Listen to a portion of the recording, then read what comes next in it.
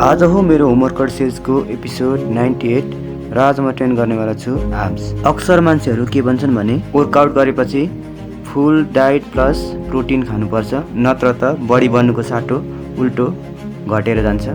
तर म के भन्छु भने यदि तपाईँले बडी बनाउनुको उद्देश्य कुनै कम्पिटिसनमा भाग लिएर कम्पिटिसन जित्नु छ भने चाहिँ तपाईँले फुल प्रोटिन पुरा गरेर डाइट फलो गर्नुपर्छ। तर तपाईँलाई सामान्य जीवनमा हेल्दी फिट भएर रहनु छ भने तपाईँले डेली वर्कआउट गरेर घरमै बनेको खाना खाएर पनि एउटा डिसेन्ट फिजिक बनाउन सक्नुहुनेछ, जसले गर्दा तपाईँ एउटा एक्टिभ लाइफ जिउन सक्नुहुन्छ र स्पोर्ट्समा पनि इन्ड्युरेन्स बढाउन सहयोग गर्छ। तर तपाईँले खाने खाना चाहिँ पौष्टिकयुक्त हुन जरुरी छ। आजको मेरो आर्म्सको वर्कआउट सुरु हुन्छ वार्मअपबाट र त्यसपछि ट्राइसेपको लागि ओभरहेड एक्सटेन्सनको 2 सेट र किक्स ब्याक र फ्लोर डिप्सको 2 सेट गरेपछि बाइसेपको लागि बाइसेप कर्ल र ह्यामर कर्ल गर्दै आजको वर्कआउट सकिन्छ। आजको लागि यति नै। भोलि फेरि हुनेछ हाम्रो भेट।